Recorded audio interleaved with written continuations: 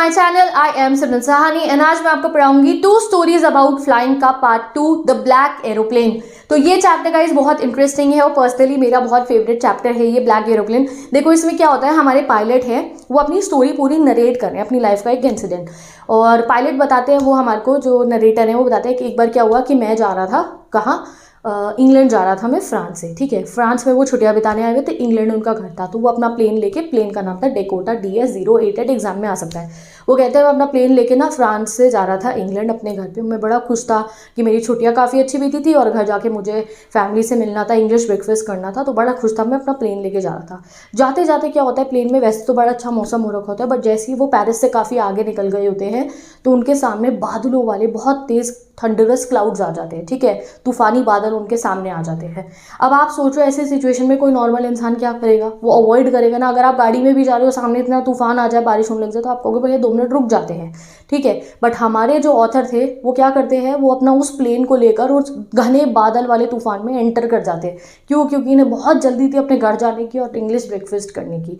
अब जैसे ही वो तूफान में गए तो ऑब्वियसली उनको बहुत स्ट्रगल सहना पड़ा, कंपास खराब हो गया, रेडियो डेड हो गया। तो उस तूफान से बाहर निकालने के लिए गाइस उनको कोई हेल्प करने के लिए आता है। और इस चैप्टर में हम ये जानेंगे कि कौन आता है हमारे ऑथर को उस तूफान से बाहर निकालने के लिए। तो चलो शुरू करते हैं हम अपने चैप्टर को। तो चैप्टर ऐसे ही शुरू होता है, हमारे ऑथर बताते हैं कि भैया रात का समय हो रहा था, चांद निकल रखा था, बिल्कुल एक भी बादल नहीं था आसमान के अंदर, और मैं अपना प्लेन लेके जा रहा था अपनी घर की तरफ। घर कहाँ है उनका? इंग्लैंड में है। वो अभी कहाँ थे? फ्रांस में थे। बहुत खुश थे, छुट्टियां मनाई थी उन्होंने फ्रांस में। ही वॉज वेरी एक्साइटेड कि घर जाके इंग्लिश ब्रेकफास्ट करूंगा। इंग्लिशमैन थे ना वो, तो बड़े खुश थे, घर जाके खाना वाना खाऊंगा, मैं अपना ब्रेकफास्ट करूंगा। He was very happy.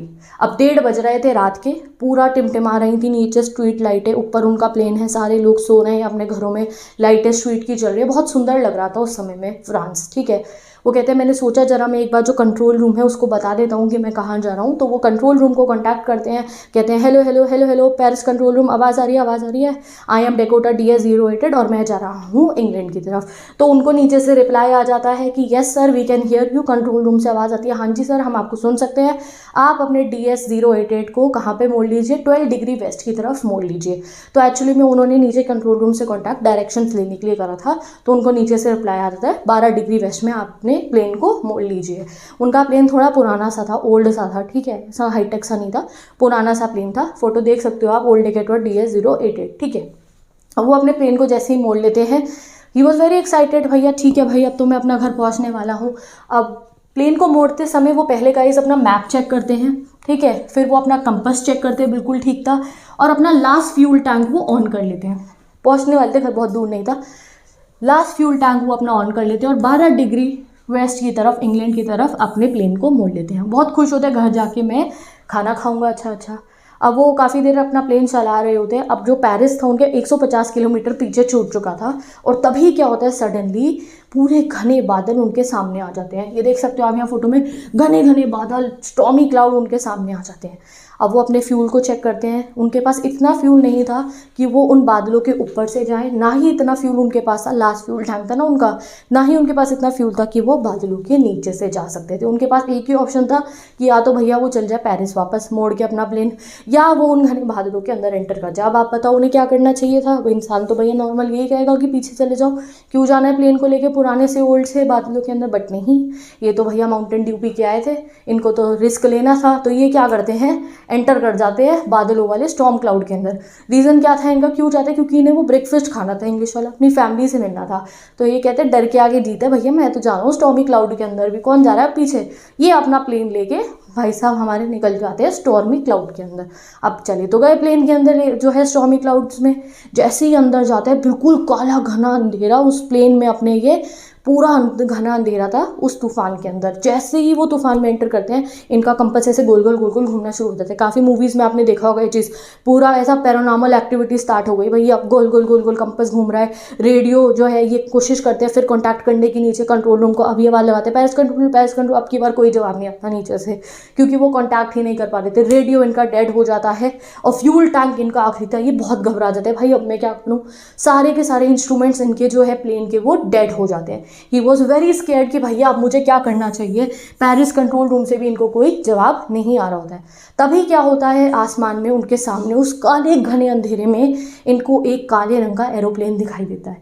उस एरोप्लेन के ऊपर कोई लाइटें नहीं लगी हुई थी, पता नहीं कैसे दिखाई दे रहा होगा इन्हें, ब्लैक एरोप्लेन काले अंधेरे में, बट हाँ इन्हें दिखाई देता है। कोई लाइट नहीं थी उस एरोप्लेन के ऊपर, काले रंग की एक शैडो की तरीके से उन्हें एरोप्लेन दिखाई देता है और उसमें बैठा हुआ पायलट हमारे नरेटर को, डेकोटा DI-08 के पायलट को ऐसे हाई करता है और इशारा करता है, आजा आजा मेरे पीछे आ जा। तो हमारे ऑथर बताते हैं कि भाई मैंने क्या करा, मैं एक ओबीडियंट चाइल्ड की तरह, एक छोटे बच्चे की तरह उसकी बात मानते हुए मैं उसके पीछे पीछे चलना स्टार्ट कर दिया।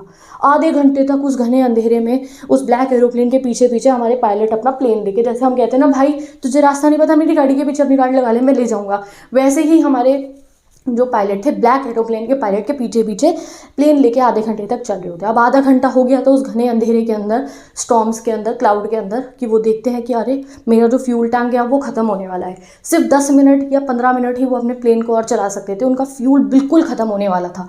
वो डर जाते हैं फिर से कि भाई अगर फ्यूल ख़त्म हो गया तो मैं क्रैश कर जाऊँगा।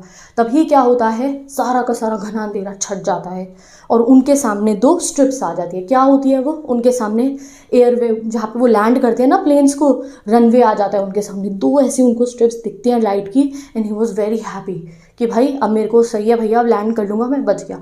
वो अपने आसपास में देखते हैं कि भाई ब्लैक एरोप्लेन कहाँ गया मेरे का, जो मेरे को हेल्प करने के लिए मेरे को जिसने क्लाउड से निकाला है। अब उनको जैसे ही वो घने अंधेरे से बाहर निकलते हैं उन्हें वो ब्लैक एरोप्लेन, नाउ ही उसका पायलट कोई भी नहीं दिखता है। तो वो अपने प्लेन को लैंड कराते हैं, उतर जाते हैं। यहाँ आप देख लो मैंने प्रॉपर नोट्स बना रखे हैं। वो उतर जाते हैं, ठीक है, अपने प्लेन को लैंड करा देते हैं, जल्दी से अपने उस डेकोटा DS से बाहर निकलते हैं और देखते हैं आसमान में कहाँ है भैया ब्लैक एरोप्लेन जो मेरी हेल्प कर रहा था। उन्हें ब्लैक एरोप्लेन नहीं मिलता। देन वो कंट्रोल रूम में जाते हैं, वहाँ पे जो वहाँ पे एयरपोर्ट पे जो वो कंट्रोल रूम था उसके अंदर जाते हैं पूछने के लिए कि कौन सी लोकेशन है, मैं कहाँ पे लैंड कराऊँ, और थैंक यू करने के लिए उस ब्लैक एरोप्लेन के पायलट को। उस कंट्रोल रूम में जो लेडी थी वो उसको जाके बताते हैं कि मैडम बताइए कौन था मेरे साथ में ऊपर जिसने मेरी हेल्प करी है। तो वो लेडी पता है आपको उसको क्या जवाब देती है, वो लेडी कहती है नहीं सर कोई प्लेन नहीं था हमारे रेडार पे, तो आज आपके अलावा कोई प्लेन ही नहीं था। तो आप सोचो भैया कौन आया था। हमारे नरेटर भी बहुत ज़्यादा क्वेश्चन मार्क में पड़ जाते हैं, भाई कौन था उस ब्लैक एरोप्लेन में जिसने मेरी हेल्प करी और मुझे स्टॉर्मी क्लाउड से बाहर निकाला। और विद दिस आपका ये चैप्टर एंड हो जाता है। अब आप मुझे बताओ आपको क्या लगता है कौन होगा उस ब्लैक एरोप्लेन में जिसने हमारे ऑथर को उस स्टॉर्मी क्लाउड से बाहर निकाला था। एनी आइडियाज़, एनी गेसेस बताना कॉमेंट सेक्शन में। तो मैं चलती हूँ, विद दिस हमारा चैप्टर कंप्लीट होता है। क्या हुआ भाई, सिंपल चैप्टर है। ऑथर को खाना था ब्रेकफास्ट, स्टॉर्म्स क्लाउड के अंदर ले जाते हैं वो अपने प्लेन को, वहाँ पे जाके कंपास खराब डेड, तो वहाँ पे ब्लैक एरोप्लेन आके उन्हें उस स्टॉर्म से बाहर निकाल देता है। जब फ्यूल एंड होने वाला था तो वैसे ही रनवे आ जाता है, वो अपने प्लेन को लैंड कराते हैं। लैंड कराने के बाद वो ब्लैक एरोप्लेन को ढूंढते तो वो कहीं मिलता नहीं है, तो वो कंट्रोल रूम में जाके पूछते हैं कि ब्लैक एरोप्लेन कौन था, कौन मेरी हेल्प करा था। तो उनको एक आश्चर्य वाला जवाब मिलता है कि क्या सर आपके अलावा तो कोई प्लेन रेडार पे था नहीं, आप अकेले ही ऊपर स्टॉर्म में घूम रहे थे। तो हमारे ऑथर बहुत ही ज़्यादा क्वेश्चन में आ जाते हैं, बहुत ही ज़्यादा हैरान हो जाते हैं कि भाई कौन था वो ब्लैक एरोप्लेन का पायलट जिसने हाई करके मेरी इतनी बड़ी मदद करी, मेरे को जो है स्टॉर्म क्लाउड से बाहर निकाला। और चैप्टर हो गया है एंड। मैं चलती हूँ, मिलेंगे हम नेक्स्ट वीडियो में। इस चैप्टर के जो नोट्स है ना, ये एक ही स्लाइड में देखो, बहुत ही सिंपल सा चैप्टर है। मैंने इसके नोट्स बना रखे हैं। ये नोट्स मैं इंस्टाग्राम पे भी अपलोड कर दूंगी और कम्युनिटी पे भी अपलोड कर दूंगी, तो वहाँ से आप देख लेना। कोई क्वेरीज है तो पूछ लो कॉमेंट सेक्शन में। इस चैप्टर के important question, extract based question, latest CBSE pattern के सब कुछ मैंने पढ़ा दिया, प्लेलिस्ट के मैंने। Go and start studying. हम मिलेंगे नेक्स्ट वीडियो।